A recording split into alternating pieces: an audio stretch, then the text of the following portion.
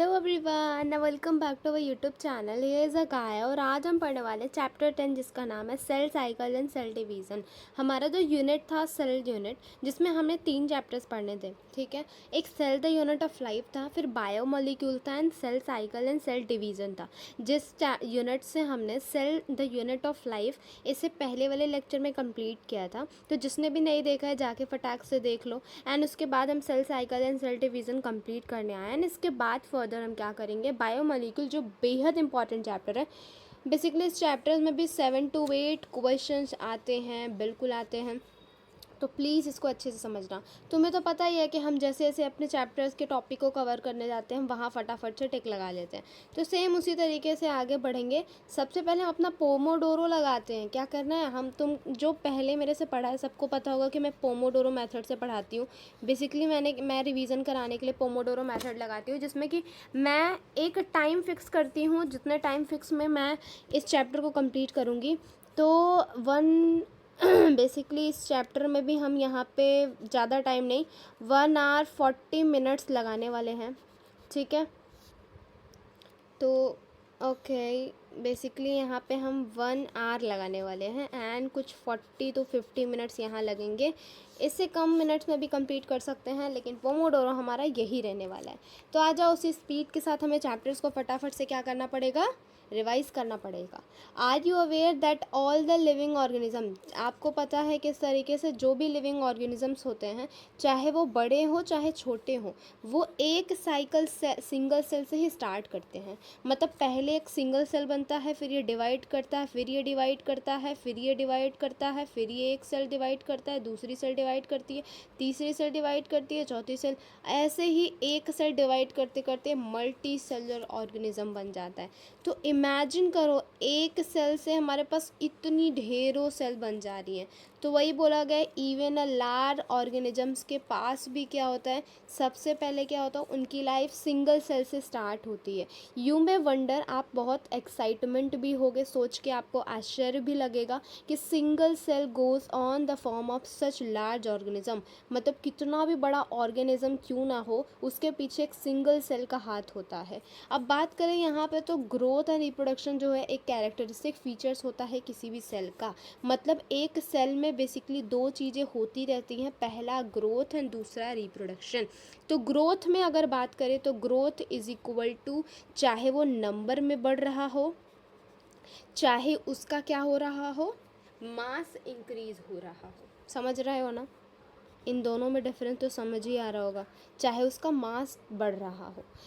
Indeed, of all living organism, all cells reproduce by dividing two, with each parental cells give rise to 2 daughter cells each time they divide। मतलब यही कहने का मतलब है, एक cell से मान लो 2 सेल बना, ठीक है, यहाँ हमारे पास 2 सेल बने, तो ये एक जो होता है ना, बेसिकली ये 2 बने ऑर्गेनिज्म, लेकिन इसका पेरेंट तो एक ही है। तो यही बोल रहा है कि बेसिकली जितने भी सेल रिप्रोड्यूस करते हैं, divide into 2, with each parental cells give rise to 2। मतलब हर एक पेरेंट सेल 2 सेल को ये किया, ये पेरेंट बना तो ये 2 सेल को बर्थ किया, ये पेरेंट बना तो ये 2 सेल को बर्थ किया। मतलब हर एक सिंगल ईच पेरेंट सेल जो रहता है 2 डॉटर सेल बनाता है जब वो डिवाइड करता है। These newly formed daughter cells have themselves grow and divide। अभी ये जो नई नई सेल्स बनी है ना, खुद ही क्या करते हैं, ये ग्रोथ भी करते हैं, रिप्रोड्यूस भी करते हैं एंड डिवाइड भी करते हैं खुद से। अब ठीक है, rise to a new population that is formed by the growth and division of single parent cells and its progeny। मतलब एक, अब इसी तरीके से जब ये डिवाइड करते हैं तो 2 सेल ये डिवाइड करें, तो ये पूरा एक पॉपुलेशन बन के रेडी हो जाता है। मतलब एक सेल से क्या हो रहा है, डिवाइड कर रहे हैं, वो सेल ग्रोथ कर रहा है, इससे हमारे पास एक पूरा पॉपुलेशन बन के रेडी हो जाता है। अदर वर्ड्स में बोले तो ये जो साइकिल होती है ग्रोथ की और डिवीज़न यानी कि रिप्रोडक्शन की, सिंगल सेल्स ही अलाउ करते हैं और स्ट्रक्चरल बनाते बनाते मिलियंस ऑफ सेल में बदल जाते हैं। अब हम स्पेसिफिकली सेल साइकिल की बात करें, ठीक है, हम किसकी बात करें, सेल साइकिल, जो हमारा फर्स्ट पॉइंट होने वाला है 10.1। ठीक है, तो इसमें क्या लिख रहा है, सेल डिवीज़न काफ़ी इंपॉर्टेंट प्रोसेस होता है सारे ही लिविंग ऑर्गेनिज्म का। इस डिवीज़न में क्या होता है, डीएनए रेप्लिकेट भी करता है, सेल की ग्रोथ भी होती है। मतलब डीएनए जो बेसिकली डीएनए जो रहता है उसका जो कंटेंट होता है वो भी बढ़ता है। जितने भी प्रोसेसेस होते हैं जैसे कि cell division, DNA replication, cell growth have to taken part in coordinated way to ensure correct division and formation of progeny cells containing intact genome. मतलब ये जितने भी प्रोसेस होते हैं जैसे कि cell division, cell replication, cell growth, सब coordinate यानी कि एक साथ चलते रहते हैं। ये हो रहा है, वो हो रहा है, वो हो रहा है, ऐसा हड़बड़ी नहीं होता, सब कोऑर्डिनेट मैनर में चलते रहते हैं ताकि ये इंश्योर हो सके कि सही फेज में डिवीज़न हो पा रहा है एंड प्रोजेनी का फॉर्मेशन एक मतलब बेसिकली मान लो 2n है तो इसका डिवीज़न करके ये भी 2n बने, ये भी 2n बने। मतलब इस हिसाब से होना चाहिए कि क्या हो, प्रोजेनी के डिवीज़न जीनोम भी बिल्कुल सही शेप में डिवाइड हो। The sequence of event by which a cell duplicate its genome synthesize the other constitute of the cell eventually divide into two daughter cells is called the cell cycle। तो ये definition हो सकता है कि ये ऐसा sequence event जिसमें कि जीनोम यानी कि जो डीएनए होता है वो डुप्लीकेट होता है एंड अदर जो इम्पॉर्टेंट चीज़ें होती हैं जो सेल के होने चाहिए, सेल में अंदर होनी चाहिए, वो सब फॉर्मेशन होने के लिए बेसिकली जो इवेंट या डिवीज़न चलता है जिसमें कि दो डॉटर सेल्स बनती हैं, उस इवेंट को हम सेल साइकिल कहते हैं। Although the cell growth in term of cytoplasmic increase in continuous manner. मतलब ये सब इम्पॉर्टेंट लाइन है कि अगर हम बात करें सेल की जब ग्रोथ की तो सेल अपने लाइफ टाइम में ग्रो करता जाता है, करता जाता है, करता जाता है। ये एक कॉन्टिन्यूअस मैनर में ग्रो हुआ जाता है।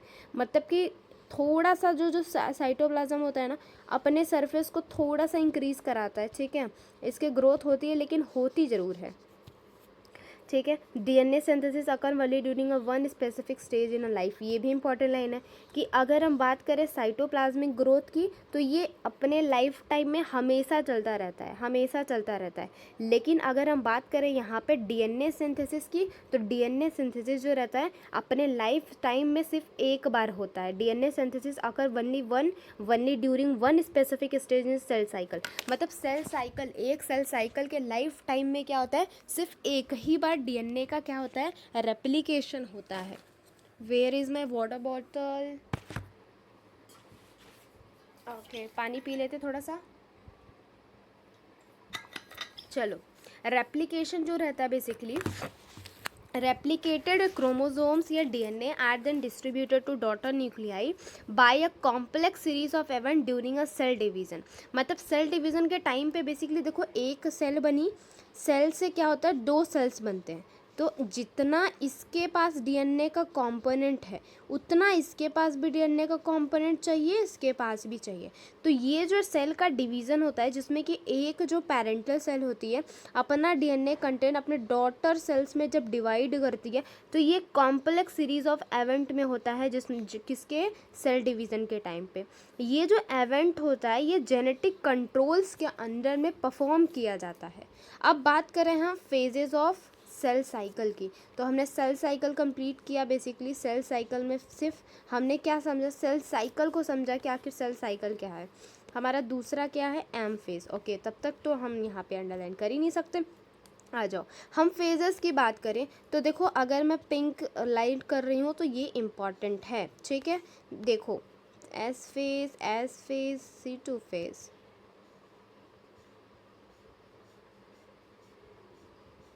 ठीक है, ये चीज़ मैंने तुम्हारा कर दिया, ठीक है। अब ये देखो इस क्वेश्चन में ये पूछता, देखो दो फेजेस होते हैं, ठीक है, सेल साइकिल में दो फेजेस होते हैं। पहला इंटरफेज होता है, दूसरा एम फेज होता है। एम फेज को ही माइटोटिक फेज के नाम से ज़्यादा जाना जाता है। इंटरफेज क्या होता है, इंटरफेज एक ऐसा फेज होता है, देखो अगर हम बात करें किसी भी शादी में, मान लो शादी की ही बात करें तो किसी भी शादी में दो फेज आते हैं। पहला फेज़ तैयारी का, जिसमें माँ बाप पूरी फैमिली तैयारी कर रही होती है, कपड़े खरीदना, ये गाड़ी वो गाड़ी, ये इसको करना है वो उसको तैयारी। एंड दूसरा फेज़ हमारा आता है वो शादी का दिन वाला फेज़, जिसमें कि हम शादी करते हैं, तो दूसरा रियल शादी का फेज़, ठीक है। तो दो फेज़ आते हैं। तो तैयारी फेज़ जो रहता है हमारे सेल डिवीज़न का भी दो फेज़ आता है। पहला इंटरफेज़, इंटरफेस को ही हम कहते हैं तैयारी फेज़, जिसमें कि हमारी सेल तैयार हो रहती है भाई कि जल्दी जल्दी काम करना है। एम फेज़ जो रहता है वो शादी वाला फेज़ रहता है। ये बेसिकली 23 आवर्स तक चलता है एंड ये 1 आवर तक चलता है। ये देखो कितनी बड़ी बात है कि तैयारी जो होती है काफ़ी लंबा टाइम लगाती है। जैसा कि तुम सबको पता ही होगा कि तैयारी हम 1-2 महीने पहले से करते हैं, लेकिन शादी सिर्फ एक दिन में ख़त्म हो जाता है। सॉरी, 1 डे में ही शादी जो रहती है ख़त्म हो जाती है। लेकिन प्रेपरेटरी फेज़ जो हमारा रहता है, जिस टाइम में प्रिपेयर कर रहे होते हैं, लगभग 1 to 2 मंथ लग जाते हैं। तो उसी तरीके से जो इंटरफेज़ होता है जिसमें सेल तैयारी कर रही होती है कि हमें अब सेल डिवीज़न करना चाहिए, तो ये इंटरफेस काफ़ी लंबा टाइम होता है, लगभग 23 घंटे लगते हैं। तो टिपिकली यूकैरियोट्स में जो रहता है, illustrate by the human cells in the culture, ये जो सेल्स होते हैं डिवाइड करते हैं एक बार में 24, जिसमें कि 23 आवर लग जाते हैं हमारे इंटरफेज़ में।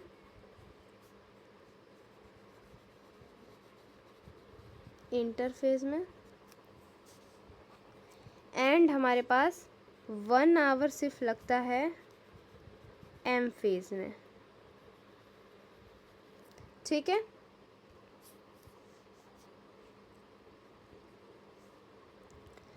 However duration of cells can vary from organism to organism. तो ये जो सेल साइकिल का फेज़ है, मतलब कितने टाइम में सेल साइकिल जो चल रही है, ये फेज़ टू फेज़ यानी ऑर्गेनिज्म से ऑर्गेनिज्म में डिफरेंशिएट करता है।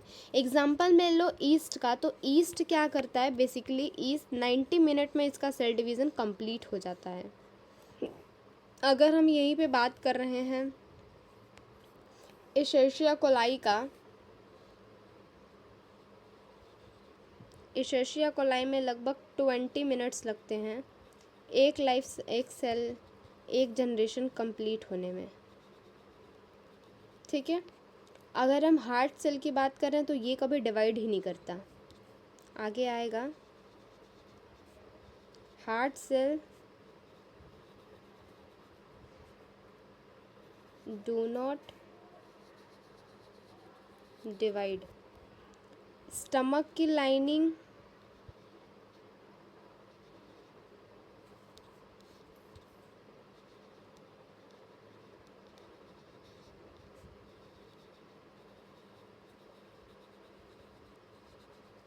लगभग 3 से 4 डेज लगाते हैं।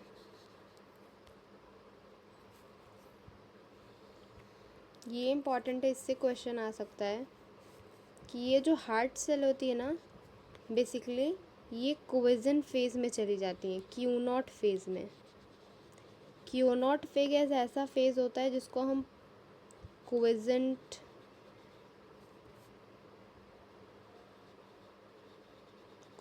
फेज़ बोलते हैं, जो जीवन से डायरेक्ट अलग फेज़ में चला जाता है, आउटसाइड में, जहाँ पे ये एक्टिव फॉर्म में रहता है लेकिन डू नॉट डिवाइड, ये कभी डिवाइड ही नहीं करता।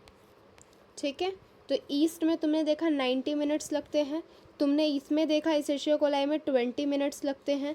हार्ट सेल में देखना कभी ये डिवाइड ही नहीं होती। स्टमक की लाइनिंग को देखा तो 3 से 4 दिन लगते हैं। इंटरफेस समझ गए, तैयारी का फेज़ होता है। ये देखो तुमसे ये पूछ सकता है कि किस तरीके से कौन कौन सा फेज़ होता है। तो पहला G1 फेज़ होता है, दूसरा S फेज़ होता है, तीसरा G0 फेज़ होता है, G0 नहीं G2 फेज़ होता है, एंड चौथा हमारे पास क्या आता है एम फेज़ आता है। तो तुम इस पोर्शन को सही से लिख सकते हो, यहाँ लिखा भी हुआ है। G1 फेज़ को गैप 1 फेज़ कहते हैं, फिर S phase synthesis phase, G2 phase gap 2। Basically जो रहता है इसमें क्या होता है, रेप्लिकेशंस होते हैं, डुप्लीकेशंस होते हैं, लेकिन डीएनए का डुप्लीकेशन सिर्फ एन फेज़ में होता है, डीएनए कंटेंट डुप्लीकेट होते हैं। ठीक है, डीएनए डुप्लीकेशन इस फेज़ में होता है। एम फेज़ बेसिकली अब आज देख लेते हैं। एम फेज़ क्या होता है, माइटोटिक फेज़ होता है जिसमें एक्चुअल सेल डिवीज़न चलता है, और मोस्ट ड्रामेटिक फेज़ भी यही होता है। इंटरफेज़ के बाद क्या आता है, एम फेज़ आता है। ये दो सक्सेसिव एम फेज़ के बीच में होते हैं। कैसे, हमने देखा interphase M phase, interphase M phase. तो जैसा कि तुम ये देख पा रहे हो, हमारे पास दो सक्सेसिव एम फेज के बीच में इंटरफेस है। वही लाइन लिखी गई है, mitotic occur the phase between two successive M phase के बीच में एक इंटरफेज होता है। ये एक सिग्निफिकेंट फेज होता है। 24 घंटे में से जो ज़्यादा 1 घंटे का टाइम होता है वो ये करता है। Cell division proper last for only about an hour. Interphase में बेसिकली 95% ड्यूरेशन का टाइम चला जाता है, 5% ड्यूरेशन टाइम हमारा एम फेज में लगता है। एम फेज जो रहता है बेसिकली इसमें 2 फेज आते हैं। पहले हमारे पास आता है कैरियोकाइनेसिस, दूसरा साइटोकाइनेसिस। कैरियोकाइनेसिस में न्यूक्लियस का डिवीज़न होता है, जिसमें कि डॉटर सेक्लेई में डॉटर सेल्स में न्यूक्लियाई डिवाइड करते हैं, एंड साइटोकाइनेसिस में सेल वॉल का डिवीज़न होता है। ठीक है, साइटोप्लाज्म का डिवीज़न होता है। इंटरफेज को बेसिकली हम रेस्टिंग फेज का नाम भी दिया जाता है, क्योंकि एक्चुअली सेल डिवीज़न तो एम फेज में होता है। ये इंटरफेज तो सिर्फ दिखावटी है, यहाँ पे प्रिपरेशन चलती है। तो इंटरफेज में क्या होता है, सेल प्रिपेयर करती हैं सेल डिवीज़न के लिए ताकि वो ग्रोथ कर सकें। और इसमें बेसिकली इंटरफेज में यही होता है, सेल जो रहते हैं वो ग्रोथ करते रहते हैं, सेल रेप्लिकेट होता है ऑर्डर मैनर में। उसके बाद इंटरफेज के 2-3 फेज आते हैं, G1 phase, S phase, G2 phase. G1 phase gap synthesis phase first, S phase synthesis, and G2 phase का गैप 2। G1 फेज में बेसिकली क्या होता है, 2 interval between mitosis and initiated DNA replication. ठीक है, तो डीएनए का रेप्लिकेशन इसमें स्टार्ट हो जाता है। G1 फेज में क्या होता है, बेसिकली जो सेल्स होती हैं ये मेटाबॉलिकली एक्टिव होते हैं एंड ग्रो करती रहती हैं, लेकिन डीएनए का रेप्लिकेशन नहीं होता। डीएनए का रेप्लिकेशन किस में होता है, S फेज में होता है। डुप्लिकेट या फिर रेप्लिकेट बेसिकली डुप्लिकेट ही तो होते हैं। ठीक है, ये चीज़ तुम देखें, तुम ये चीज़ नहीं देखे कि बेसिकली G0 फेज क्या होता है। कुछ सेल ऐसी होती हैं जो थक जाती हैं और वो चाहती नहीं आगे काम करना, तो काम नहीं करना चाहती, तो G1 फेज से वापस से लौट करके एक ऐसे फेज में चली जाती है जहाँ पे उनको काम नहीं करना पड़ता, वो बैठ कर रेस्ट करती हैं। उनका नाम है G0 फेज या फिर क्विजेंट फेज।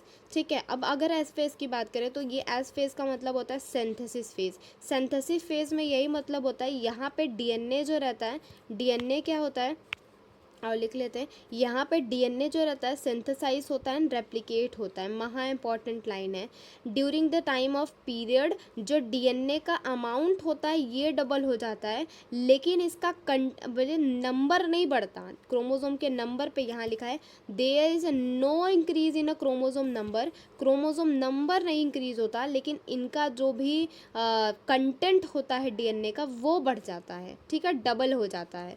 2n से 2n ही रहता है, 2n से 2n ही रहता है बेसिकली, लेकिन यहाँ पे कंटेंट की बात करें तो 2c से यहाँ पे 4c हो जाता है।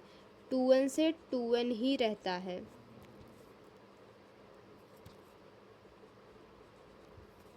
एनिमल सेल्स की बात करें तो सिंथेसिस फेज में क्या होता है, डीएनए रेप्लिकेट करते हैं न्यूक्लियस से, एंड सेंट्रियोल्स भी डुप्लीकेट, ये भी पूछता है सेंट्रियोल्स क्या करते हैं, साइटोप्लाज्म में डुप्लीकेट करते हैं। G2 फेज में क्या होता है वो देख लो। G2 फेज में बेसिकली कुछ प्रोटीन्स का फॉर्मेशन करते हैं जो माइटोसिस में इंपॉर्टेंट होते हैं। Proteins are synthesis in preparation for mitosis while cell growth continue चलता रहता है। ये चीज़ तुम देख लिए। ठीक है, आ जाओ आगे पढ़ते हैं। Some cells in adult animals do not exhibit division. वही चीज़ बताया, कुछ ऐसे भी सेल्स होते हैं जो आगे डिवीज़न करना पसंद नहीं करते हैं। उनको एग्जांपल में ले लिया हार्ट के सेल, वो क्या करते हैं, ऑर्गेनली डिवाइड करते हैं, यानी कभी कभी डिवाइड करते हैं। उनको हम क्विजेंट फेज कहते हैं, क्विजेंट स्टेज कहते हैं। ठीक है, that been lost but because injury या फिर dead as needed to replace cells that has been lost because of injury और सेल डेथ। मतलब कभी भी कोई सेल डेथ हो जाती है या फिर इंजरी की वजह से वो सेल ख़राब हो जाती है, तो क्विजेंट फेज क्या होता है, एक्टिव। बेसिकली ये इनएक्टिव तो नहीं होता। ठीक है, ये फेज इनएक्टिव होता है, लेकिन ये सेल्स जो रहती हैं एक्टिव होती हैं। तो यही जा करके क्या करता है, डिवीज़न वापस से करके आता है। ठीक है, तो उस फेज में जा करके ये डिवाइड कर लेता है। सेल जो रहता है किस स्टेज में होता है, जो मेटाबॉलिकली तो एक्टिव होता है, लेकिन दिखता नहीं रहता है। No longer proliferate unless call on to do so in depending upon requirement और ऑर्गेनिज्म। मतलब किसी ऑर्गेनिज्म को अगर रिक्वायरमेंट है तभी जाकर के ये काम करता है, वरना नहीं करता है, depending on the requirement of the organism. In animal animals में माइटोटिक डिवीज़न बस क्या होता है बेसिकली, अगर हम इसका ये भी इंपॉर्टेंट है, एनिमल्स में क्या होता है माइटोटिक डिवीज़न जो रहता है डाइप्लॉइड सिग्मेटिक सेल्स में देखना जाता है, लेकिन प्लांट्स में माइटोटिक डिवीज़न डाइप्लॉइड में देखते हो और डेप्लॉइड में भी देखते हो। तो ये तुम्हारा इंपॉर्टेंट लाइन है। From your recollect of exam for alternative and generation in the plant identical price species as the which mitotic in dihaploid. ये भी चीज़ इंपॉर्टेंट है कि हम प्लांट में भी ये भी देखते हैं कि हैप्लॉइड स्टेज में क्या होता है, क्या हो सकता है, माइटोटिक हो सकता है। ये सब है क्या, एक बार फिर पढ़ लेते हैं। How do plant and animals continue to grow all their lives, क्यों ग्रो करता रहता है, क्योंकि सेल डिवीज़न चलता रहता है। Do all cell in the plant divide all time, बिल्कुल ऐसा ही होता है। नहीं, ऐसा नहीं होता, कुछ सेल करते हैं, मेरिस्मेटिक सेल्स हमेशा डिवाइड करता रहता है और नहीं करते। Do you think all cell continue divide in all plants and animals, नहीं ऐसा कुछ नहीं है। Can you tell the name and location of the tissue that help in the plus higher plant, ये सब तुम्हारे लिए क्वेश्चन है माई लिटिल बेबीज़, क्वेश्चन है, सारे के सारे क्वेश्चन है। घर पे जाना और प्लीज़ इसको एक बार अच्छे से देख लेना एंड कंप्लीट करना, ठीक है। अब आ जाओ हम अपने फेवरेट फेज एम फेज़ में आ जाते हैं। तो इसी तरीके से हमने क्या किया, अपना एक टॉपिक कंप्लीट कर लिया, क्या नाम था उसका, सेल साइकिल। तो आ जाओ टिक लगा लेते हैं जल्दी से, आ जाओ। अब आते हैं हम यहाँ पे एम फेज़ में। M phase, basically M phase में जानते ही हो दो फेज़ आते हैं, कैरियोकाइनेसिस आता है, एक साइटोकाइनेसिस। तो अगर हम यहाँ पे सारे फेज़ के नाम लिख दें तो कैसा लगेगा आपको,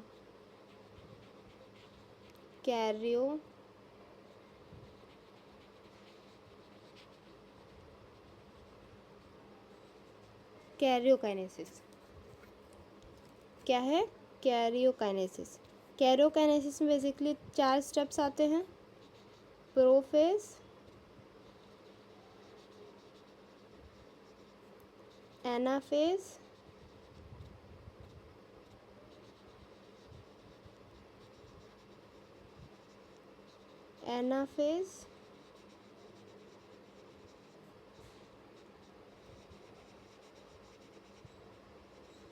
ठीक है।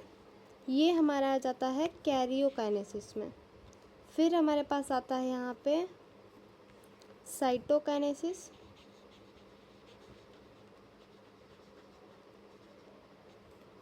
साइटोकाइनेसिस में आ जाते हैं हमारे पास प्लांट सेल डिवाइड करते विल ऑफ फरो फॉर्मेशन से, नहीं सेल प्लेट का फॉर्मेशन होता है, ठीक है, जो बेसिकली कैसी होती है, एंड दूसरी हमारी एनिमल सेल्स आती हैं जो फॉर्म करती हैं फरो फॉर्मेशन से, ठीक है। तो इस तरीके से क्या होता है, साइटोकाइनेसिस होता है। तो हमें कैरियोकाइनेसिस सबसे पहले पढ़ना है। कैरियोकाइनेसिस एक मोस्ट डायग्रामेटिक ड्रामेटिक, देखो शादी के दिन सब ड्रामा करते हैं, आप भी ड्रामा करोगे, तो ड्रामेटिक पीरियड होता है पूरे सेल साइकिल का। काफ़ी थोड़ा सा कंफ्यूजिंग है, कॉम्प्लेक्स है। Major recognition of virtual all component of the cell, number of chromosome in a parent and progeny. ये इंपॉर्टेंट लाइन है कि बेसिकली जो एम फेज होता है ना, इसमें जो पेरेंट सेल्स होते हैं, प्रोजेनी की सेल्स होती है, उसमें क्रोमोसोम नंबर सेम होते हैं, इसीलिए इस फेज को हम क्या कहते हैं, इक्वेशनल डिवीजन कहते हैं। पानी पीते रहो। इस फेज को हम क्या कहते हैं, इक्वेशनल डिवीजन। इक्वेशनल डिवीजन से तुमको मतलब तो बिल्कुल पता चल रहा होगा कि हम इक्वेशंस की बात कर रहे हैं, ठीक है। आप क्या बोल रहे हैं, through for conventional mitotic 4 stages होते हैं जिसमें हम न्यूक्लियर डिवाइड करते हैं। बेसिकली कैरियो से तुमको मतलब समझ में आ रहा होगा कि यहाँ पे हम न्यूक्लियस को डिवाइड करने की कोशिश कर रहे हैं, एंड साइटो से समझ में आ रहा होगा कि हम यहाँ पे साइटोप्लाज्म को डिवाइड करने की कोशिश कर रहे हैं, ठीक है, ठीक है। आ जाओ, अब यही बोला गया है, ये इसेंशियल है, ठीक है। पहला है प्रोफेज, दूसरा है मेटाफेज, तीसरा है एनाफेज, चौथा है टीलोफेज। काफ़ी इंपॉर्टेंट है और बहुत इजी पीजी सा भी है। देखो एक सेल होती है जिसमें कंडर्स फॉर्म में क्रोमेटिन प्रेजेंट होता है। इस क्रोमेटिन को जब सीधा करने की कोशिश की जाती है, इसी पीरियड को हम प्रोफेज कहते हैं। अब इस सीधे वाले क्रोमेटिन को क्या करते हैं, मेटाफेज में क्या करने की कोशिश करते हैं, एक प्लेट में ऐसे लाने की कोशिश करते हैं कि बीच में एकदम प्लेट पे आ जाए। तो ऐसे करके कंडेंस करने के बाद प्लेट को ऐसे ला पाते हैं, इसको हम मेटाफेज कह देते हैं। एनाफेज में क्या होता है, हम इसी क्रोमोसोम्स को क्या करते हैं, दूसरे साइड पे लेके जाते हैं, ये कुछ इस तरीके से। और हमारे पास क्या होता है, यहाँ पे स्पिंडल फॉर्मेशन भी हो जाते हैं। इसी फेज को हम कहते हैं एनाफेज। टीलोफेज में क्या होता है, हमारी जो सेल्स होती हैं कुछ इस तरीके से हो जाती हैं। ये जो रहता है यहीं पे फॉर्मेशन करते हैं, ठीक है, ऐसे हो जाते हैं। ये जो रहते हैं ऐसे ही रह जाते हैं, ठीक है। इस टाइप में होता बेसिकली क्या है, यहाँ पे धीरे धीरे क्या होता है, इसका खुद का क्या होता है, वापस से न्यूक्लियर एनवेलप वापस आने लगता है। तो कुछ इस तरीके से ये बन जाते हैं। ये हमारा टीलोफेज हो गया। तो अब वन बाय वन एक चीज़ पढ़ते हैं। बेसिकली प्रोफेज में जैसा देखा तुमने, मैंने हर एक पॉइंट को देख रहे हो कितने शिद्दत से और सुंदर तरीके से तुम्हें एक्सप्लेन कर दिया। इस तरीके से ये होता है, ये होता है, ये होता है, एंड इन लास्ट ये होता है। तो बिल्कुल मैंने तुम्हें ईजी तरीके से, ईजी पीजी तरीके से सब बता दिया। ओह गॉड, ये पहला है प्रोफेज, फिर दूसरे बारे में ऐसा होता है, फिर तीसरे बारे में ऐसा होता है, चौथे फेज में ऐसा हो जाता है, ठीक है। प्रोफेज पहला फेज, ये पहला फेज है किसका, स्टेज है माइटोटिक का, जो S phase and G2 phase से फॉलो किया गया है एंड इंटरफेज से, ठीक है। इंटरफेज के बाद ही तो आए। एस एंड G2 फेज में न्यू DNA मॉलिक्यूल फॉर्म हुए थे, डिस्टिंक्ट नहीं, इंटरवाइंड। प्रोफेज क्या करता है, marked by initiation of condensation of chromosomal material. जैसा कि मैंने तुम्हें बताया था, इस फेज में क्या होता है, जो क्रोमोसोम्स होते हैं ना, ये कंडेंस होना शुरू कर देते, तो इसी से हमें पता चल जाता है कि प्रोफेज फर्स्ट हमारा स्टार्ट हो चुका है। क्रोमोसोमल मटेरियल अनटैंगल्ड हो जाते हैं। इस प्रोसेस में क्रोमेटिन जो रहती है कंडेंस होने लगती है। सेंट्रियोल्स जो रहते हैं डुप्लीकेट हो जाते हैं during S phase of the interphase, तुमको पहले से पता है। उसके बाद क्या होता है, यही सेंट्रियोल क्या करते हैं, अपोजिट पोल की तरफ मूव करने लगते हैं। ये भी एक पहचान ही है कि जब सेंट्रियोल्स जो रहते हैं, ये हमारे पास सेल होती है, जब यहाँ से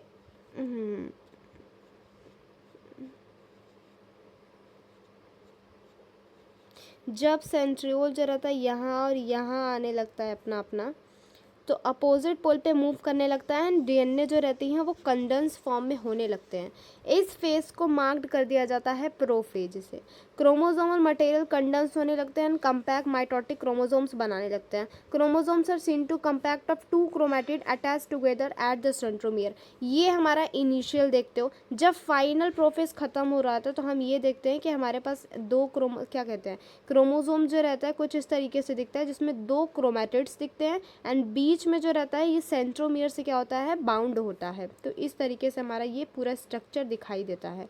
अब क्या होता है, माइटोटिक स्पिंडल बनना भी शुरू हो जाते हैं। माइक्रोट्यूब्यूल्स जो प्रोटीनियस कंपोनेंट होता है सेल का, वो हेल्प करता है स्पिंडल फॉर्मेशन में। तो माइक्रोट्यूब्यूल्स तुमने पढ़ा भी था। व्हाट इज़ माइक्रोट्यूब्यूल, तो ये सेल प्रोटीनियस कंपोनेंट होता है किसी भी सेल प्लाज्मा का। तो ये हेल्प करता है किसके, स्पिंडल फॉर्मेशन में। Cell at the end of prophase के एंड में क्या होता है, आप देखते हो माइक्रोस्कोप में कि यहाँ पे लास्ट में Golgi body, endoplasmic reticulum, nucleolus and nuclear envelope पूरे तरीके से गायब हो चुका है। तो ये एक महा इंपॉर्टेंट लाइन है कि लास्ट में क्या होता है। तो ये लेट प्रोफेज की बात कर रहा है। लेट प्रोफेज में ऐसा आप देखते हो, ये जैसा कि डायग्राम में देख रहे हो, अर्ली प्रोफेज में क्या हो रहा है, धीरे धीरे जो DNA होती है कंडेंस करने की कोशिश कर रहे हैं। दूसरा आप देखते हो लेट प्रोफेज में आप इस तरीके से क्रोमोसोम जो रहते हैं डिवाइड हो जाते हैं। फिर मेटाफेज की बात करते हैं। तो मेटाफेज में मैंने तुमको पहले से ही बता दिया था। मेटाफेज में बेसिकली मेटाफेजिक प्लेट्स बनते हैं जहाँ पे दोनों जो क्रोमोसोम्स होते हैं अटैच हो जाते हैं, बेसिकली डिवाइड हो जाते हैं। कंप्लीट डिस्टिंक्ट ऑफ मेटाफेज में हम मॉर्फो पढ़ने की कोशिश करते हैं। एम से मेटा होता है तो एम से मॉर्फो। तो अगर कोई पूछे कि अगर हम पूछे कि क्रोमोसोम की मॉर्फोलॉजी सबसे अच्छी किस में पढ़ पाओगे, तो तुम बताओगे M phase metaphase, M for morphology. तो हम मॉर्फोलॉजी पढ़ने के लिए बेसिकली मेटाफेज में आएंगे, तब हम मॉर्फोलॉजी पढ़ पाएंगे। सेकेंड फेज होता है माइटोटिस का, जिसमें जो क्रोमोसोम्स होते हैं स्प्रेड होने लगते हैं साइटोप्लाज्म के अंदर। इस फेज में क्या होता है, क्रोमोसोम अच्छे तरीके से कंडर्स हो जाते हैं, कंप्लीट हो जाता है, एंड लाइट माइक्रोस्कोप पे आप देखते हो। ये इस स्टेज में ऐसा होता है कि हम जो क्रोमोसोम्स की मॉर्फोलॉजी होती है उसकी बहुत अच्छे तरीके से स्टडी कर सकते हैं। इस स्टेज में होता है कि मेटाफेजिक जो क्रोमोसोम्स होते हैं उसके दो सिस्टर क्रोमैटिड्स जो रहते हैं हेल्ड हो जाते हैं with the help of centromere, जो स्मॉल डिस्क लाइक स्ट्रक्चर बन जाता है एक बीच में सेंट्रोमियर को काइनेटोकोर कहते हैं। तो इसमें कुछ इस तरीके का स्ट्रक्चर दिखाई देता है बेसिकली। ये हमारे पास सेल्स होती है, हमारे पास क्रोमोसोम, यही सेल का फॉर्मेशन होता है कुछ इस तरीके से।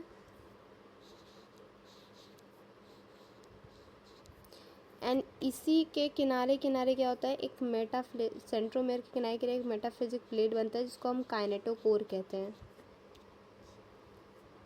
इसी को क्या कहते हैं,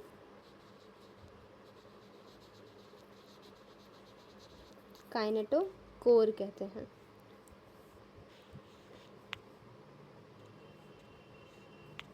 ये जो स्ट्रक्चर्स होता है site of attachment of spindle fibre, ये कैनेटोकोर में क्या होता है, स्पिंडल फाइबर जब बनते हैं तो अटैच हो जाते हैं। उसके बाद जो क्रोमोसोम्स होते हैं अपोजिट सेंटर के अपोजिट तरफ मूव करने लगते हैं।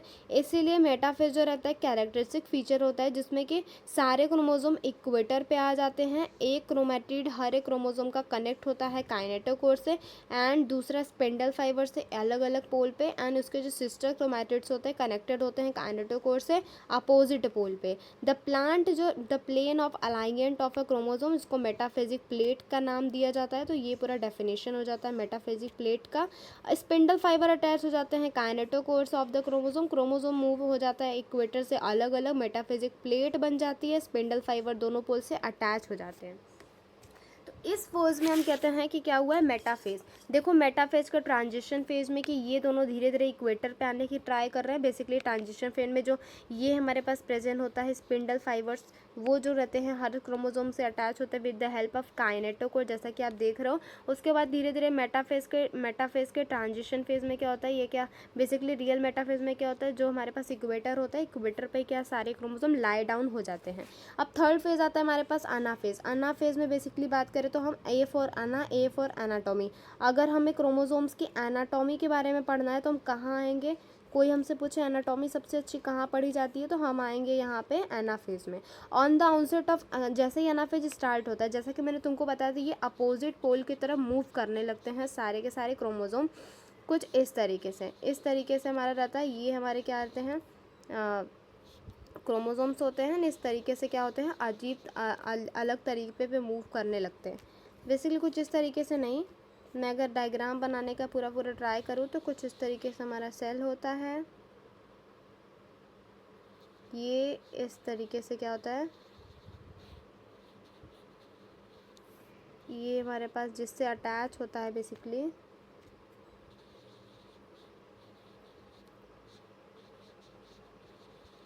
एंड ये हमारा, तो ये देखो एकदम बिल्कुल अलग जा करके ऐसा हो जाता है। तो क्या लिखा है, anaphase on the set of anaphase, इसको तो एनाफेज बेसिकली बोलेंगे हम। On the onset of ana, जैसे एनाफेज स्टार्ट होता है हर एक क्रोमोसोम अरेंज हो जाता है मेटाफेजिक प्लेट पे एंड स्प्लिट होने लगता है साइमल्टेनियसली, एंड दो डॉटर्स क्रोमैटिड अलग हो जाते हैं। Now refer to chromosome future not daughter nuclei begin their migration toward the opposite pole, मतलब कि धीरे धीरे वो अपोजिट पोल की तरफ जाने लगते हैं। एज हर एक क्रोमोसोम जो रहता है away from the equatorial plate, and centromere जो रहता है धीरे धीरे अपोजिट पोल पे जाने लगता है, एज पे जाने लगता है with the arm of the chromosome trailing behind, याद रखना trailing behind thus the anaphase characterise by the following key. सबसे पहले सेंट्रोमियर स्प्लिट हो जाता है, क्रोमैटिड जो रहते हैं वो सेपरेट हो जाते हैं, सेंट्रोमियर स्प्लिट हो जाता है, काइनेटोकोर से जुड़ा होता है, एंड क्रोमैटिड अलग अलग हो जाते हैं, क्रोमैटिड मूव कर जाते हैं अपोजिट पोल पे। चौथा फेज आता है टीलोफेज का।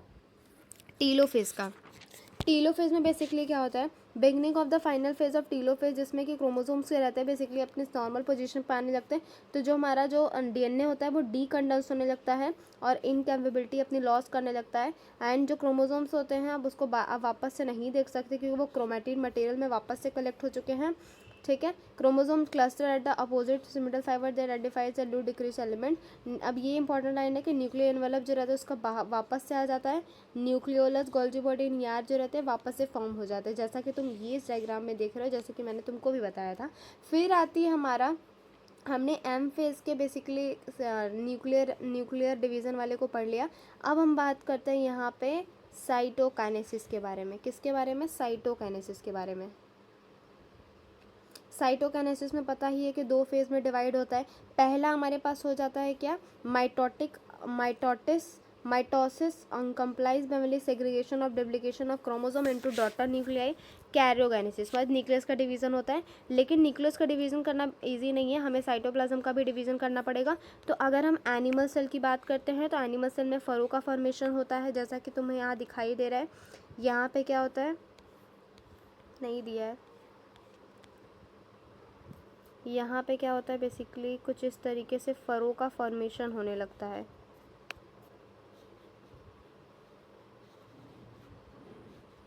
ठीक है। इस तरीके से फरो फॉर्मेशन होने लगता है। जो फरो फॉर्मेशन हो रहा है ग्रेजुअली डीपेंड होने लगता है, अल्टीमेटली ज्वाइन हो जाता है सेंट्रल डिवाइस से, मतलब धीरे धीरे करके क्या होता है ये कुछ इस तरीके से डिवाइड हो जाते हैं, ये दोनों अलग अलग हो जाते हैं। एंड टू प्लांट सेल में अगर बात करें तो प्लांट सेल में क्या होता है, सेल वॉल बनता है, सेल प्लेट का फॉर्मेशन होता है, मतलब ये दो हमारे पास ऐसे सेल होते हैं, बीच में ही सेल का फॉर्मेशन हो जाता है, तो किस तरीके से डिवाइड हो जाते हैं। डिफरेंट मैकेनिज्म, प्लांट सेल में वॉल फॉर्मेशन होता है, सेंटर ऑफ द सेल में ग्रो करता है आउटवर्ड की तरफ, mid existing lateral wall, the formation of a new cell plate का फॉर्मेशन यहाँ पे होता है, ठीक है। At the time of cytoplasmic division organelles जो रहते हैं mitochondria plastid distinguish between the 2 daughter sales.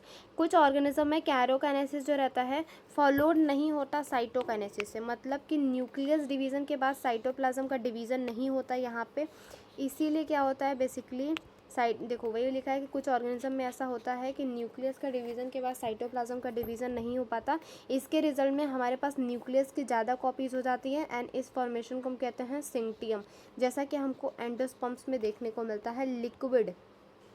अब हम बात कर रहे हैं माइटोसिस करने के सिग्निफिकेंट, आखिर सिग्निफिकेंट क्या है, हम माइटोसिस करते ही क्यों हैं, इसका मेन फोकस क्या है माइटोसिस करने का।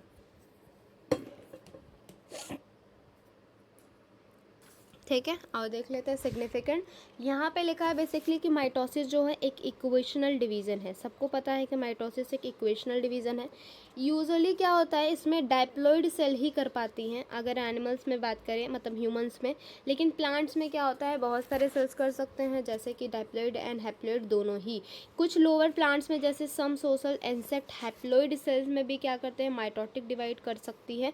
It is a very essential to understand the significance of these division in the life of an organism, ठीक है। Are you aware of some example, तो हैप्लॉइड में वेली हनी बी में ऐसा देखने को मिलता है, देखिए तो ये इंसेक्ट में आ गई ना। प्लांट्स में बेसिकली ऐसा किस में होता है, तुम देखो ये क्वेश्चन है करके लेके आना। माइटोटिस यूजुअली रिजल्ट होता है जिसमें डायप्लॉइड डॉटर सेल्स बनते हैं, यानी 2n का जो रहता है 2n ही बन करके आता है। The growth of a multicellular organisms is due to the mitosis. Basically अगर सेल हमारे में कोई सेल का डैमेज भी हो रहा है तो सेल को वापस से रीसेट करने के लिए क्या होता है, सेल डिवीज़न करने के लिए, सेल को वापस से सही करने के लिए किसकी ज़रूरत पड़ती है, हमें उसी की ज़रूरत पड़ती है माइटोसिस डिवीज़न की। सेल ग्रोथ जो रहता है अगर हम बात करें बेसिकली ये इंपॉर्टेंट लाइन है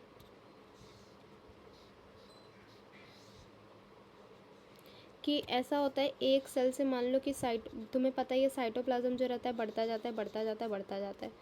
तो देखो मान लो कि एक सेल है, अब एक सेल का जो साइटोप्लाज्म है, एक सेल का जो साइटोप्लाज्म है ये बढ़ता जा रहा है बढ़ता जा रहा है बढ़ता जा रहा है, ठीक है। अब क्या हुआ, बढ़ता जा रहा है, बढ़ता जा रहा है, बढ़ता जा रहा है। एक न्यूक्लियस तो पहले से है यहाँ पे है।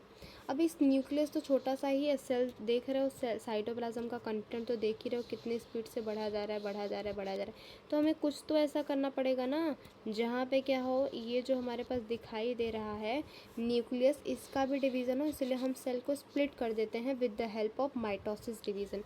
तो किसके लिए, हम यहाँ पे न्यूक्लियो साइटोप्लाज्मिक रेशियो को सही करने के लिए भी ऐसा काम करते हैं। वेरी सिग्निफिकेंट कंट्रीब्यूशन माइटोटिक है कि सेल का रिपेयर, हमारी सेल अगर डैमेज हो जाती है उसको रिपेयर करने के लिए हम सेल डिवीज़न यानी माइटोसिस का यूज़ करते हैं। अपर लेयर ऑफ एपिडर्मिस की सेल्स रिपेयर होती हैं, गर्ड्स की सेल रिपेयर होती हैं, ब्लड सेल रिपेयर होती है, कांस्टेंट रिपेयर रिप्लेस्ड होती रहती है। माइटोसिस डिवीज़न मेरिस्मेटिक सेल्स में देखने को मिलता है, एपिकल एंड लैटरल कैम्बियम में भी, जिसमें कॉन्टिन्यूस ग्रोथ चलता रहता है प्लांट में थ्रू आउट देयर लाइफ। इस तरीके से हमने प्यारे तरीके से माइटोसिस को कंप्लीट कर लिया है। तो आ जाओ हम पढ़ते हैं अब दूसरी बार में, पहले तो टिक लगा लेते हैं, ठीक है, लगा लिया जाए।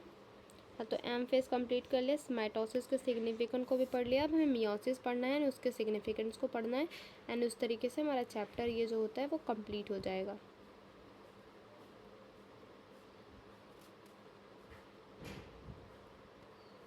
अब आते हैं हम यहाँ पे meiosis.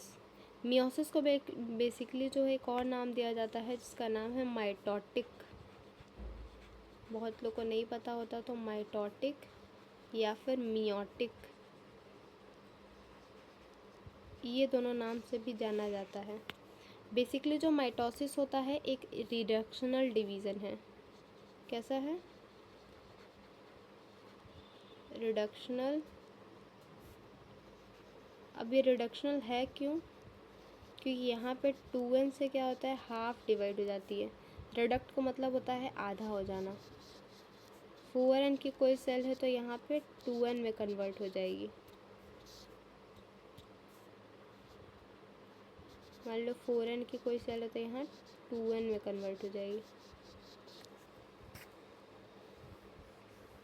Production of offspring by sexual reproduction, तुमको पता है गैमेट का फॉर्मेशन करवाते हैं, तो सेक्सुअल रिप्रोडक्शन में बेसिकली हम क्या करते हैं, मियोसिस का यूज़ करते हैं। हर एक complete haploid set of chromosome का गैमेट जो रहता है स्प्लेस डायप्लॉइड सेल से ही फॉर्म होता है। तुमको पता ही है क्रोमोसोम नंबर हाफ हो जाते हैं, जैसा कि तुमने देखा था स्पर्मेटोजेनेसिस, स्पर्मियोजेनेसिस में भी देखा है, एंड साथ में oogenesis में भी देखा है। मियोसिस ये इंश्योर करती है कि हैप्लॉइड फेज जो बन रहा है लाइफ साइकिल में हो रहा है कि नहीं ऑफ सेक्सुअल रिप्रोडक्शन ऑर्गेनिज्म में, जहाँ फर्टिलाइजेशन स्टोर्ड है डायप्लॉइड फेज।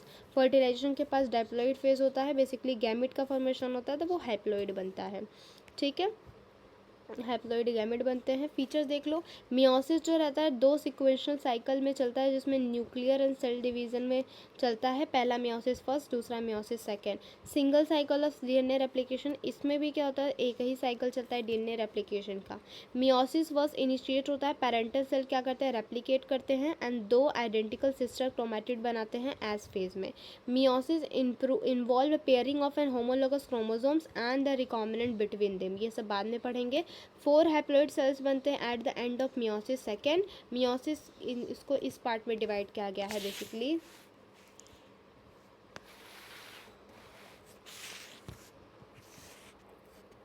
पहला हमारे पास आ जाता है मियोसिस, जिसमें कि सबसे पहले कैरियोगैम, इसको बेसिकली क्या है, कैरियोगैमी ही है।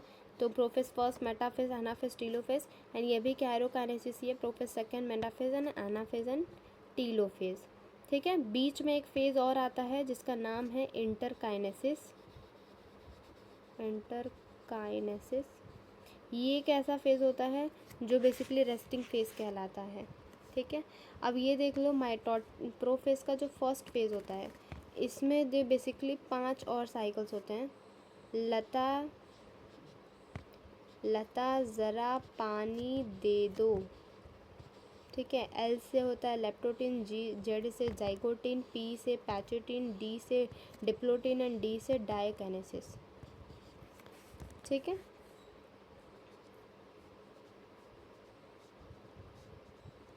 ठीक है, अब हम मियोसिस फर्स्ट की सबसे पहले बात करेंगे, प्रोफेज फर्स्ट। प्रोफेज सबसे लंबा फेज़ होता है, सबसे complex and typically longer phase है पूरे माइटोसिस का, ठीक है। इसमें बेसिकली 5 पार्ट्स होते हैं जिसमें क्रोमोसोम बिहेव करता है, leptotene, zygotene, pachytene, diplotene and डाइकिनेसिस। अगर हम लेप्टोटीन की बात करते हैं तो लेप्टोटीन फेज़ में यही होता है कि यहाँ पे जो क्रोमोसोम्स होता है ग्रेजुअली जो रहता है दिखने लगता है माइक्रोस्कोप में, ये क्रोमोसोम कम्पैक्ट होने लगते हैं। बेसिकली देखो यही चीज़ है कि लेप्टोटीन में क्रोमोसोम जो रहते हैं धीरे धीरे कम्पैक्ट होने लगते हैं एंड क्रोमोसोम्स के फॉर्म में डिवाइड होने लगते हैं कुछ इस तरीके से, ठीक है। ये चीज़ तुमने देख ली क्या होता है, लेप्टोटीन में होता है। अब जाइगोटीन की बात करें तो जाइगोटीन, देखो हमारे पास ये क्रोमोसोम है, ये हमारे पास क्रोमोसोम है, इन दोनों में क्या होता है सिनेप्टोनर्मल कॉम्प्लेक्स आता है और ये दोनों क्या करते हैं साइनेप्स की हेल्प से जुड़ने लगते हैं। तो जाइगोटीन में क्या होता है सेकेंड फेज़ होता है, इस फेज़ में क्या होता है साइनेप्सिस का फॉर्मेशन होता है जिसमें क्या होता है सिनेप्टोनर्मल कॉम्प्लेक्स बनता है। क्या लिखा है कॉम्प्लेक्स स्ट्रक्चर बनता है जिसका नाम है सिनेप्टोनर्मल कॉम्प्लेक्स, जैसा कि तुमने देखा। अब इसमें क्या होता है बेसिकली कॉम्प्लेक्स जो है फॉर्म होता है साइनेप्स होमोलोगस के थ्रू, उसको हम बायवेलेंट कहते हैं या टेट्राड कहते हैं। क्या कहते हैं इसको हम टेट्राड कहते हैं। बेसिकली टेट्राड इसीलिए क्योंकि यहाँ पे 4 क्रोमोसोम दिखाई दे रहे हैं, क्रोमैटिन्स दिखाई दे रहे हैं, या तो टेट्राड कहते हैं या हम इसको बायवेलेंट कहते हैं। बायवेलेंट इसीलिए क्योंकि दो दो जोड़े में होमोलोगस क्रोमोसोम्स हैं,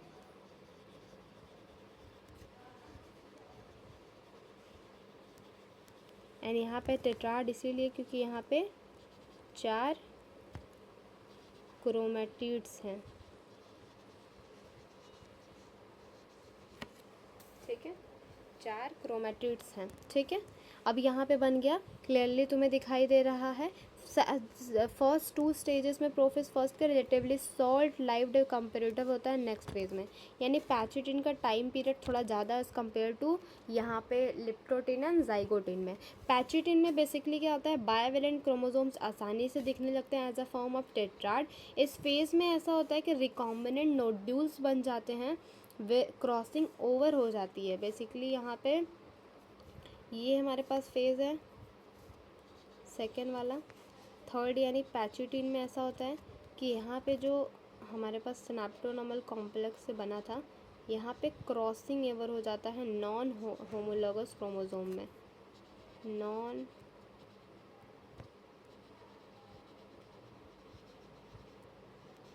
होमोलोगस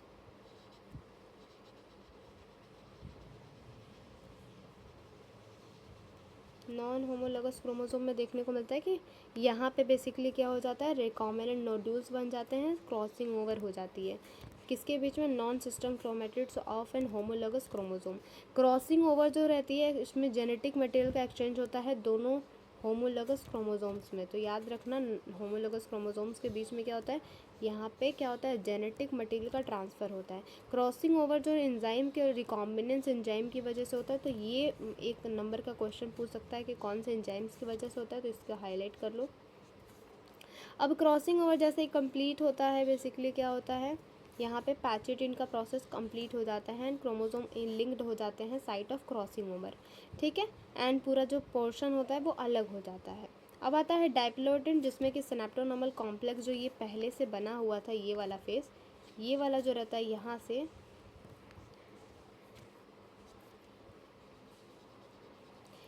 से ये ब्रेकडाउन हो जाता है, एंड यहाँ पे क्या होता है यही फेस जो रहता है जुड़ा रहता है, इस तरीके से बन जाते हैं, ठीक है। एंड जो tendency of recombinant homologous chromosome bivalent separate from each other except the site of crossover, जहाँ से क्रॉसओवर है उसको छोड़ करके जितने भी पार्ट्स बायवेलेंट वाले एक दूसरे से जुड़े होते हैं वो अलग हो जाते हैं। एक चियास्मेटा एक्सेप का स्ट्रक्चर बन जाता है जिसको चियास्मेटा कहते हैं। On oocyte of some vertebrate diplotene can last for the month और ईयर। क्वेश्चन पूछ सकता है कि वर्टेब्रेट्स में कभी कभी डिप्लोटिन का जो पीरियड होता है मंथ या फिर ईयर्स में होता है, कुछ वर्टेब्रेट्स में oocyte वाला पीरियड।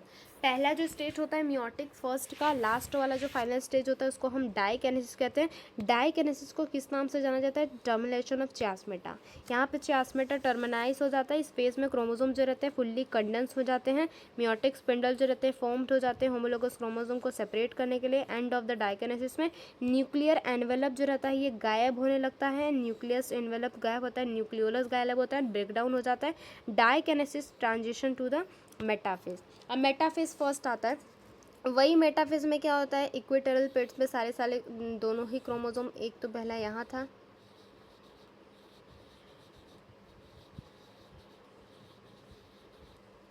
ये हमारा इक्वेटोरियल प्लेट्स था जहाँ पे डाइवेलेंट क्रोमोसोम जो रहते हैं, बाइवेलेंट क्रोमोसोम अलाइंड हो जाते हैं इक्वेटोरियल प्लेट्स पे। माइक्रोट्यूब्यूल जो रहता है अपोजिट पोल पे स्पिंडल फॉर्मेशन बनाना स्टार्ट कर देता है होमोलोगस क्रोमोसोम्स का, जैसा कि तुम्हें ये दिखाई दे रहा है। फिर एनाफेज में पता है होमोलोगस क्रोमोसोम सेपरेट होने लगते हैं, sister chromatid remain associated with the centromere. अब देखो ये इंपॉर्टेंट लाइन है कि हम एनाफेज में सिर्फ बात करते थे तो सेंट्रोमियर अलग हो जाता था, लेकिन एनाफेज फर्स्ट में सेंट्रोमियर भी एसोसिएट रहता है। फिर आता है टीलोफेज जिसमें न्यूक्लियर मतलब न्यूक्लियस सारा सारा वापस आने लगता है, साइटोकाइनेसिस स्टार्ट होने लगती है जिसको हम डायड ऑफ सेल कहते हैं, क्योंकि यहाँ पे हमें दो टाइप के अलग अलग इधर ऐसे सेल दिखाई देते हैं, इसलिए हम उसको डायड ऑफ सेल कहते हैं। Although many cases of chromosome some distance, बहुत सारे extremely extend state of interphase nucleus the stage between two meiotic division interkinesis. वही चीज़ है। अब यहाँ पे ये क्वेश्चन पूछ सकता है तुमसे कि अगर यहाँ से हमारा माइटोटिक फर्स्ट खत्म हो गया, अब एक ऐसा स्टेज हो जाता है जो मियोसिक और इंटरकाइनेसिस दोनों मियोसिस के बीच में एक फेज़ आता है जिसको इंटरकाइनेसिस कहते हैं। काफ़ी छोटा फेज़ होता है इंटरकाइनेसिस जो रहती है, इसके बाद प्रोफेस फर्स्ट आता है, मच सिमिलर होता है प्रोफेस का, यहाँ पे भी डीएनए का एप्लीकेशन नहीं होता है। अब बात कर रहे हैं हम यहाँ पे मियोसिस सेकंड की। मियोसिस सेकंड बिल्कुल सेम है, माइटोसिस की तरह है। मियोसिस सेकंड जो रहता है इनिशिएट होती है आफ्टर द साइटोकाइनेसिस, सेम उसी तरीके से जैसा कि उसमें साइटोकाइनेसिस होता था वैसा ही इसमें भी साइटोकाइनेसिस हो जाता है। यूजुअली बिफोर द क्रोमोसोम है fully elongated in contrast to meiosis first, meiosis वैसे नॉर्मल माइटोसिस, यही लिखा हुआ है कि बिल्कुल मियोसिस सेकंड जो रहता है नॉर्मल माइटोसिस की तरह होता है। न्यूक्लियर एनवेलप डिसअपियर हो जाते हैं end of the prophase second होते हैं तो न्यूक्लियर क्रोमोसोम जो रहते हैं वापस से कम्पैक्ट कंडेंस्ड हो जाते हैं। मेटाफेज में मेटाफेजिक दोनों ही इक्वेटर पर लाई कर देते हैं, मेटाफेजिक प्लेट बन जाता है, अपोजिट पोल की तरफ माइक्रोट्यूब्यूल जाने लगते हैं, स्पिंडल जो रहता है अटैच हो जाता है काइनेटोकोर से of the sister chromatids. Anaphase second में वही होता है, दोनों स्प्लिट कर जाते हैं, सेंट्रोमियर टूट जाता है क्रोमोसोम से, सिस्टर क्रोमैटिड से होल्ड किया रहता है, अपोजिट प्लेट पे जाता रहता है। टीलोफेज में क्या होता है, उन दोनों की अलग अलग सेल प्रिपेयर हो जाती है। क्या लिखा है, टीलोफेज में मियोसिस, वही मियोसिस का लास्ट एंड होता है जिसमें कि दो ग्रुप के क्रोमोसोम जो रहते हैं लाई कर जाते हैं, न्यूक्लियर वापस आने लगता है, साइटोकाइनेसिस फिर होती है, जिसमें साइटोकाइनेसिस होती है साइनोस result in formation of tetrad, जिसमें कि क्या होता है टेट्राड ऑफ सेल बनता है। 4 हमारे मतलब कि यही चीज़ है कि ये हमारे पास सेल है, ठीक है, ये तुमने देखा। अब जिस तरीके से हुआ है तुमने ये तो देखा ही था, ऐसा बना था, ये बीच के फेस था। अब धीरे धीरे हुआ क्या,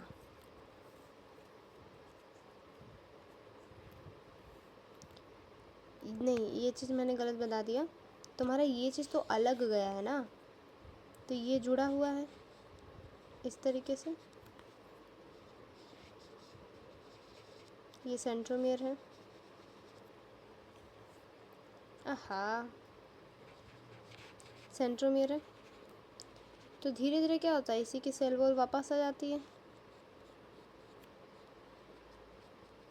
तो इस तरीके से क्या होता है 4 तरीके के सेल बन के रेडी हो जाते हैं। मैं काट रही हूँ, मैं इरेज कर रही हूँ। तो ये हमारा माइटोटिक का लास्ट फेज कंप्लीट हुआ।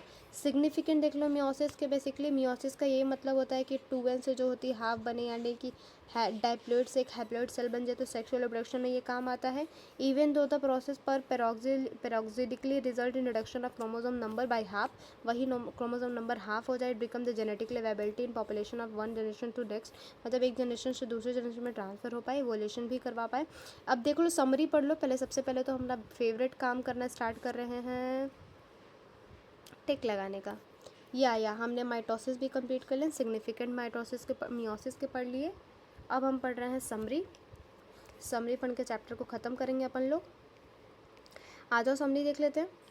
According to the cell theory, cell जो रहता है प्री एग्रेशन सेल से अराइज होता है, जैसा कि तुमने सेल चैप्टर में पढ़ा था। बेसिकली यही कैसे सेल चलता है उसी को हम सेल डिवीजन कहते हैं। सेक्सुअल रिप्रोडक्शन ऑर्गेनिज्म जो रहते हैं स्टार्ट करते हैं सेल साइकिल को सिंगल सेल जाइगोट से। सिंगल सेल जाइगोट कन्वर्ट हो जाती है मिलियन ट्रिलियंस ऑफ सेल से। Cell division does not stop, कभी स्टॉप नहीं होता मैच्योर ऑर्गेनिज्म बनाने में, but continue throughout this life style में होता रहता है। Stage through which life cell from one division to the next, इसको सेल साइकिल कहते हैं। सेल साइकिल के दो फेज होते हैं, एक इंटरफेज होता है, दूसरा हमारे पास क्या होता है mitotic phase. Interphase preparatory phase होता है, माइटोटिक फेज एक्चुअल पीरियड होता है जहाँ पे सेल डिवीजन होता है। इंटरफेज फर्दर डिवाइड होता है G1 फेज में, S फेज में, G2 फेज में। G1 फेज में काफ़ी सारे जो सेल ग्रोथ होता है, नॉर्मल मेटाबॉलिक स्ट्रक्चर्स चलते हैं, ऑर्गेनल डुप्लीकेट हो जाते हैं during this phase. F phase में क्या होता है बेसिकली DNA का रेप्लिकेशन होता है, EN क्रोमोसोम डुप्लीकेट हो जाते हैं, मतलब कि कंटेंट डबल होता है लेकिन क्रोमोसोम नंबर सेम होता है। G2 फेज में क्या होता है वही साइटोप्लाज्म ग्रोथ होता रहता है। माइटोसिस फेज में क्या होता है, 4 तरह के स्टेज आते हैं, prophase, metaphase, anaphase and telophase. Chromosome condense हो जाता है प्रो फेज में, साइमल्टेनियसली सेंट्रियोल दूसरे तरफ मूव करने लगता है, न्यूक्लियर एनवलप धीरे धीरे न्यूक्लियस गायब होने लगते हैं, स्पिंडल फाइबर जो रहता है एपेयर दिखने लगता है। मेटा फेज में क्या होता है अलाइंड, सारे क्रोमोसोम इक्वेटोरियल प्लेट पर अलाइंड हो जाते हैं। एना फेज में क्या होता है सेंट्रोमियर डिवाइड करता है, सेंट्रोमियर टूट जाता है, दोनों डिवाइड कर जाते हैं with the help of kinetic, और दोनों अपोजिट पोल पे चले जाते हैं। हर एक क्रोमेटिड जो रहता है एक पोल से जुड़ा रहता है, क्रोमोसोम इलोंगेट हो जाते हैं, न्यूक्लियोलस न्यूक्लियर जो रहता है धीरे धीरे वापस आने लगता है टीलो फेज में। इस फेज को हम टीलो फेज कहते हैं। न्यूक्लियर जो डिवीजन होता है साइटोप्लाज्म डिवीजन उसके बाद होता है, इसको साइटोकाइनेसिस कहते हैं। माइटोसिस जो रहता है इक्वेशनल डिवीजन होता है, क्रोमोसोम नंबर जो रहते हैं पेरेंट के बराबर ही होते हैं। इसके कॉन्ट्रास्ट में जो माइटोसिस होता है मियोसिस अकर इन डाइप्लॉइड सेल, माइटोटिक जो रहता है हैप्लॉइड डाइप्लॉइड में होता है, मियोसिस जो रहता है वो भी डाइप्लॉइड में होता है। Which are destined to form a gamete. Reductional division इसको कहते हैं क्योंकि यहाँ पे क्रोमोसोम नंबर जो रहता है हाफ में डिवाइड हो जाता है जब वो गैमेट का फॉर्मेशन करता है। सेक्सुअल रिप्रोडक्शन जब दो जो गैमेट होते हैं एक दूसरे के साथ फ्यूज़ करते हैं, क्रोमोसोम नंबर फ्यूज़ करते हैं तब जा करके बनता है। मियोसिस की बात करें तो इसमें 2 फेज आते हैं, meiosis first, meiosis second. First meiotic phase जो रहता है होमोलोगस क्रोमोसोम में क्या करता है बायोवेलेंट का फॉर्मेशन करता है, क्रॉसिंग ओवर करवाता है। मियोसिस फर्स्ट जो रहता है सबसे लंबा फेज होता है प्रोफेज एंड हमारे पास डिप्लोटिड। इसको 5 फेज में फर्दर क्लासीफाई किया गया है, leptotene, zygotene, pachytene, diplotene and diakinesis. इन फेजेस में क्या होता है बायोवेलेंट अरेंजमेंट होता है इक्वेटोरियल प्लेट पे।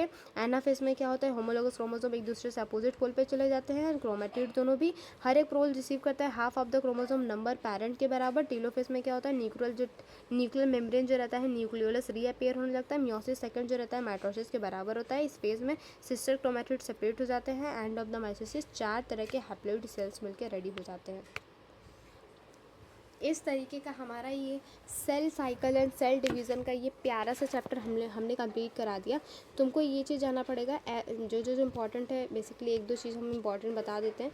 जो हमारे पास यहाँ पे सिंथेसाइज फेज था, एस फेज था, इसमें जैसा कि मैंने बताया DNA रेप्लिकेट करता है, यानी कि DNA का नंबर जो रहता है नंबर में नो चेंज, सिर्फ जो कंटेंट होता है DNA का वो डबल हो जाता था, यानी कि 2n का 2n ही रहता था लेकिन 2c का 4c हो जाता था। इस तरीके से ये पढ़ना है, तो ये तुम अच्छे से ये पढ़ लेना। चलो तो अब यहीं से चैप्टर हम ख़त्म करते हैं। मिलते हैं नेक्स्ट लेक्चर में हमारे चमकदार तरीके से। जिस तरीके से हमने सारे चैप्टर्स को धीरे धीरे करके सही तरीके से कंप्लीट किया, रिवाइज़ किया है, उसके लिए थैंक यू सो मच। आप सब हमारे साथ ऐसे बने रहें एंड जो भी ज़रूरत होती है प्लीज़ प्लीज़ प्लीज़ हेल्प करिएगा। एंड कोई भी डाउट होता है तो प्लीज़ जाके कमेंट सेक्शन में आप बता सकते हो। Bye bye, take you, love you, take care.